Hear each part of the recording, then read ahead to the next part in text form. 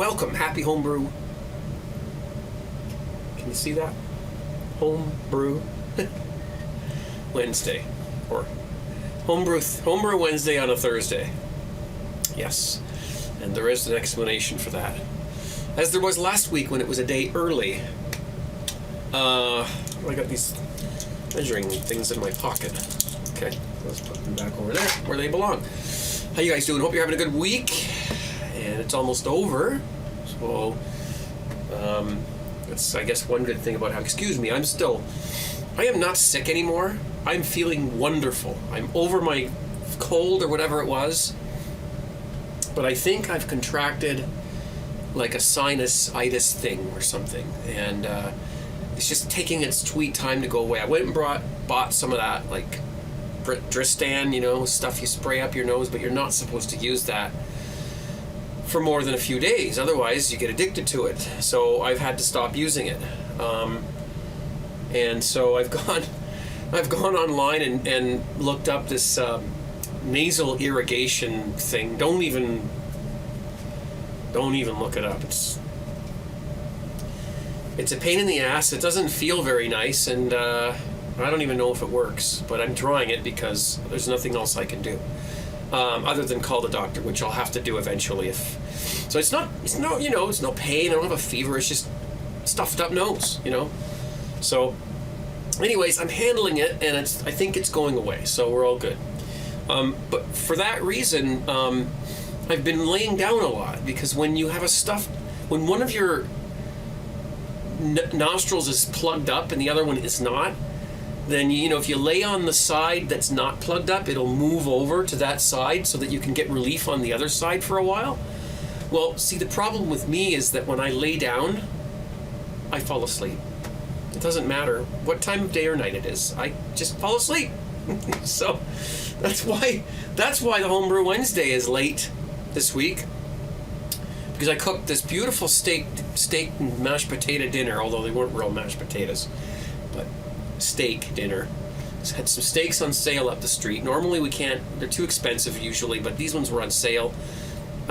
Top sirloin, beautiful steak.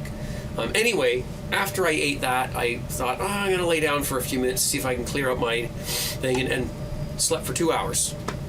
Anyway, this is the last of the keg. I just bottomed it out right before I poured this, or right before I started up the camera. This is the last glass of this sort of chocolatey, I guess the Cooper's, what is it? I forget what I even did with this. The English bitter that I added the chocolate malt and the crystal malt. I did a little partial extract. Got to be careful with those terms. Mini mash or partial mash means you're actually mashing grains, which means you're taking base malts like 2-row, and you're mashing them in a temperature of about 153, and you're trying to convert starch to sugar. That's mashing. But when you just take specialty grains like crystal malt or chocolate malt or whatever, it's telling me my battery's going dead. I have to plug this thing in a second. When you're using specialty grains, you're not converting starches to sugars. You're actually just extracting flavor and color. So that's why mini mash or partial mash, it's only a mash if you're mashing, not if you're just steeping grains and getting color and flavor. Anyway, I better check my battery. I'll be right back. Check my maybe my card's full. Hang on a sec here. Okay, there we go. Got to get another battery for this camera. This one doesn't last long enough. It goes dead just sitting there. Okay, so got a few things got to go through. Shot some video earlier tonight, me cooking that steak just to make you hungry, so I know how much you love that. We'll show a bit of that in just a bit, but first let me show you some stuff that came in the mail.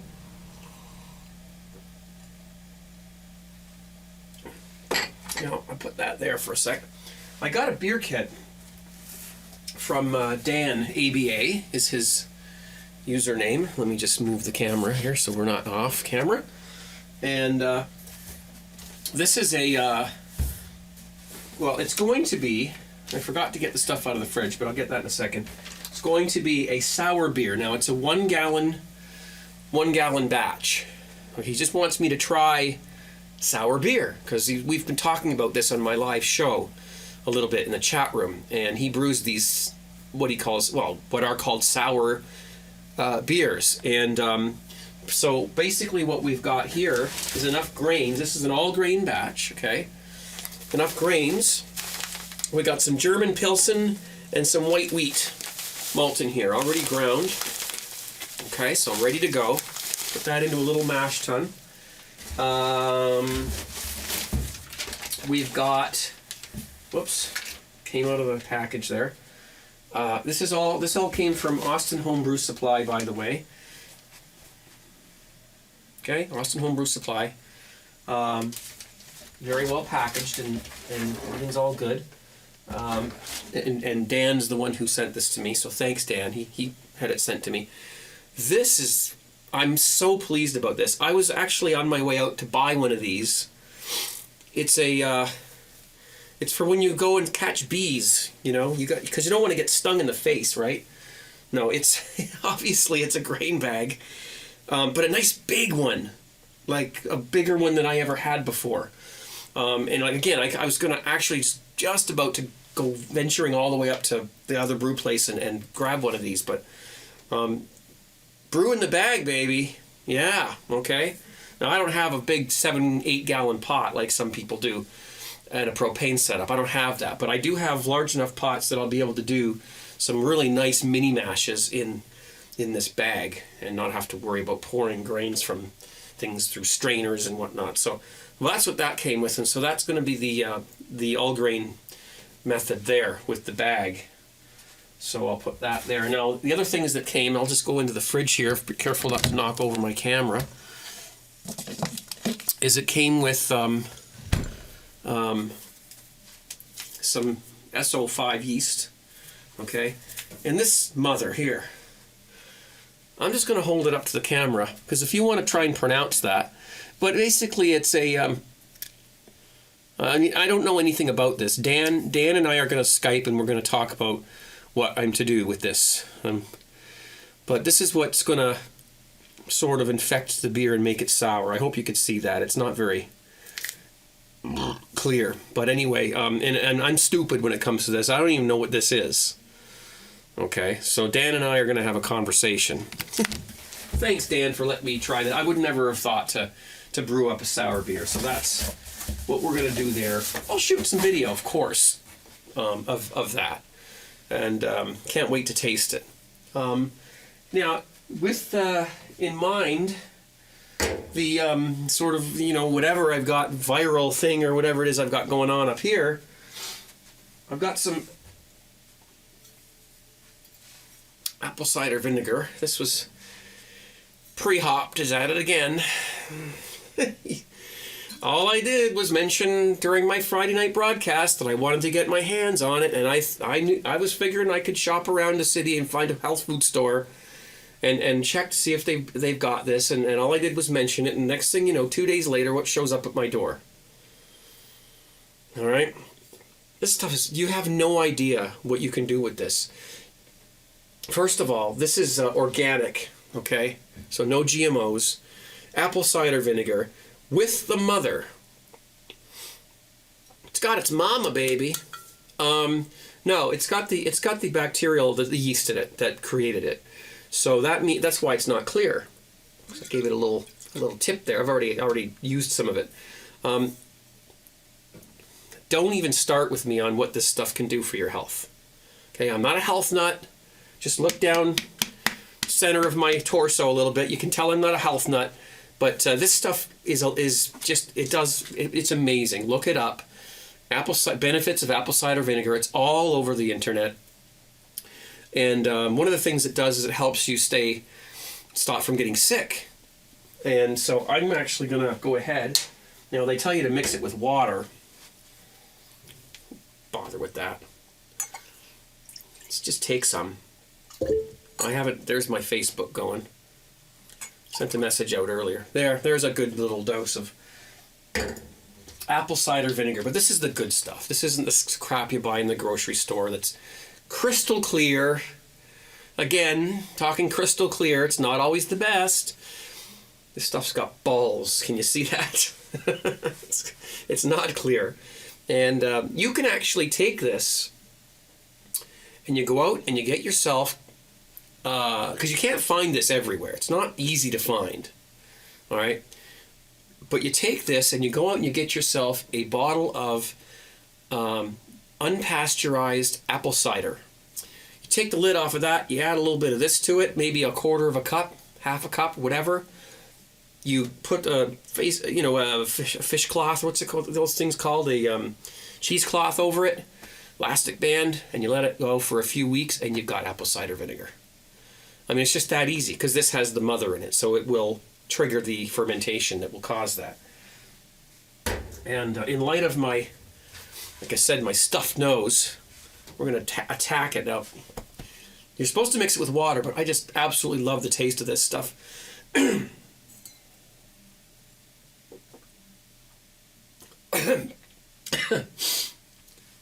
Yeah. Yeah! It's good.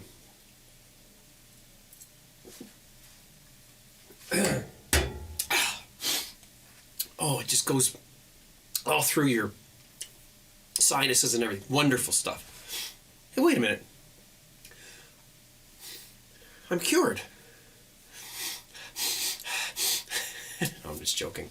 Although it does feel quite like it does loosen things up because it's so effervescent, you know. Anyway, this is a crazy Home Brew Wednesday video. So thanks to Pre-Hopped for that. And this is homebrew related because it's a brew. You know, you brew up some vinegar, right? It's homebrew related.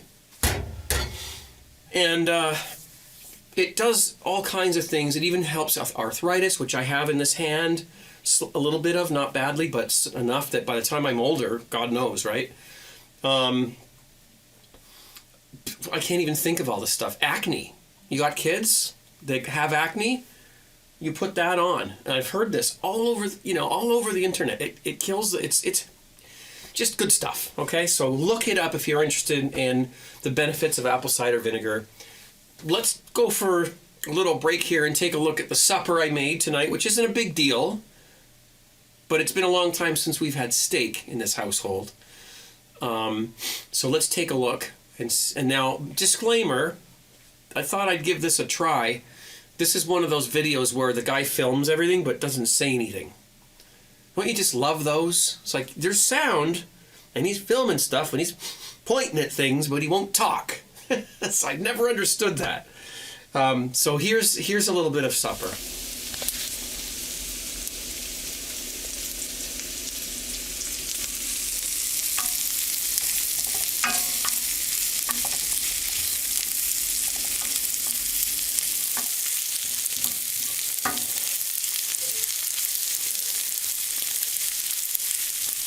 I'm doing something really bad tonight.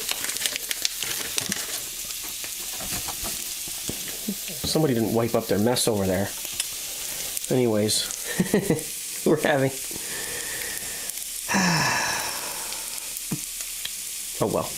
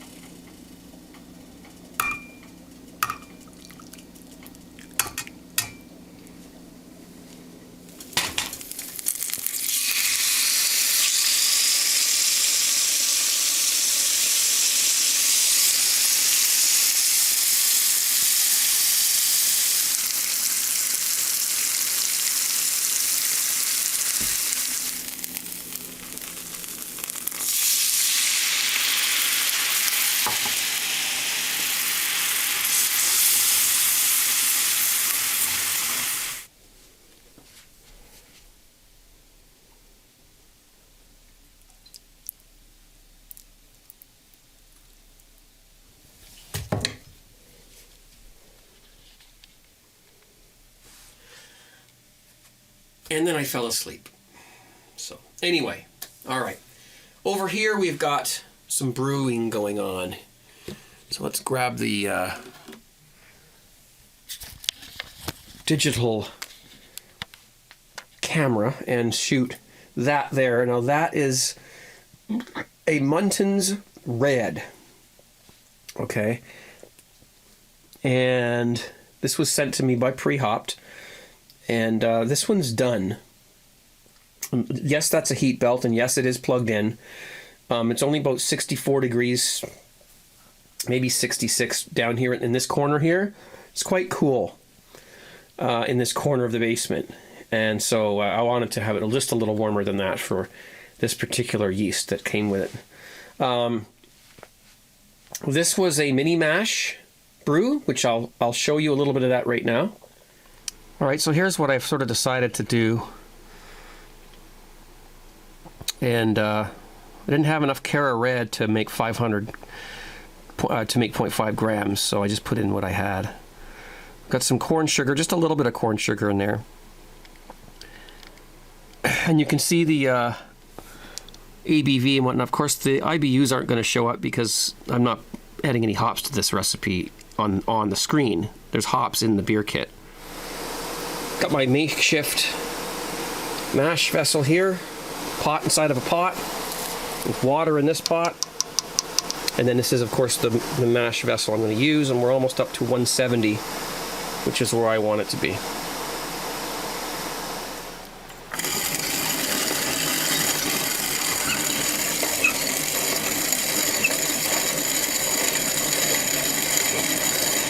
Okay, I just dough'd in. I didn't film the dough in process, but I just poured in my grains. I'm using the formula 1 quart of water per pound of grain. And I know that's not metric, but I'm still getting converted over.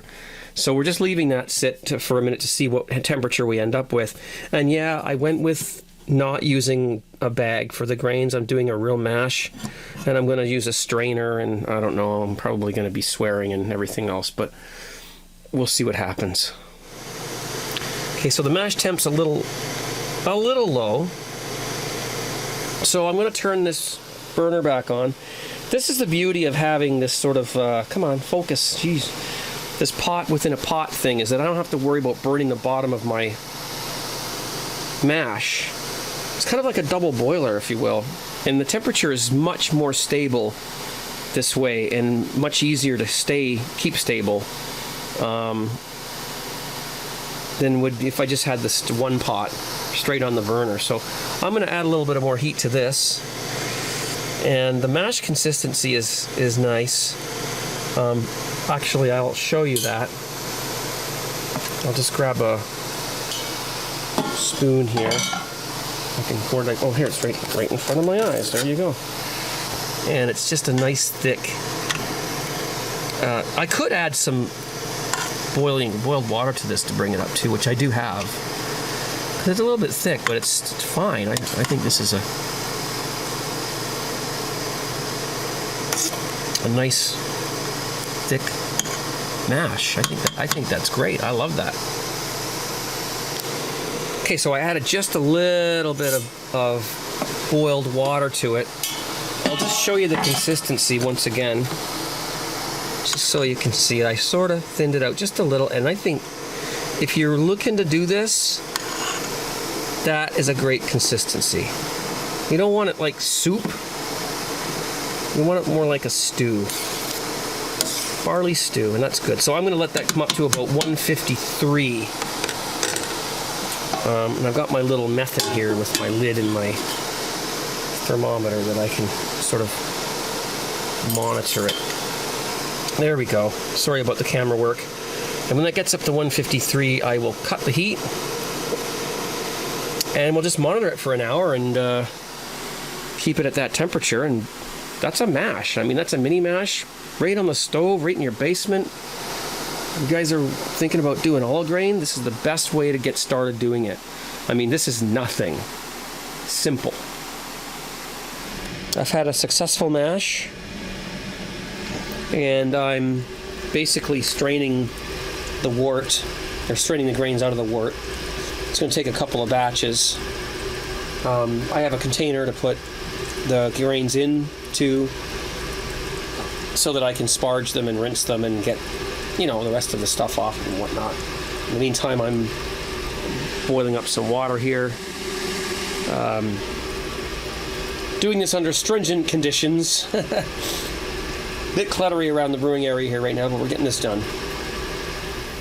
Just heating up some sparge water here, and at the last minute, when I brew, I kind of brew beer the way I cook, and I sort of make decisions along the way. So I'm going to add 10-minute boil of some leaf hops that were sent to me by, you can see the address there. And we're going to put these into the mix, just because there's a lot of crystal malt in there, and I don't want it too sweet. I want to counter it with some of these hops. It would be nice to have some hops in there. So that's the decision I made at the last minute. I'm still straining my grains, gonna sparge them, rinse them. We're ready to do a 10-minute boil, and then we're just gonna add the kit to that. Okay, so that's that. And over here, over here we have this is just a Cooper's Canadian Blonde, which by the looks of it, it's hard to see. Yeah, I can't tell I have to take off the lid. I think it might be close to being done too. There's no airlock on that, so you can't tell that. But it's completely everything's sunk to the bottom. It used to be a lot lighter color than that. You know what I mean? Like it used to have all the yeast floating around. Now it's stopped. So I'm pretty sure. Look at that Krausen. See, if you didn't have all that room at the top of that fermenter, that could have been a blowout. So, and I didn't take the ring out. You're supposed to take the Krausen ring out and then put the lid back, but I didn't do it. I should have, but I didn't. Maybe I can do that tonight, because that's not going to be kegged tonight. This was supposed to be kegged tonight, and I was supposed to be drinking it on this video, but I fell asleep, and so that fell through. All right, guys. Well, thanks for watching. There comes on my hot water heater. So noisy. I'm gonna sign off now. Thanks a lot for watching, and please check out 17crew.com if you want to get in touch with me. That's a good place to do that. You can check out my website, craigfaraway.com. There's not much there, but there's some music and stuff that I've done, and I think that's just about it. All right, thank you for watching, and we'll see you real soon. Cheers, and be safe over the holidays. We'll see you next week. And we'll see you Friday, too. Take care.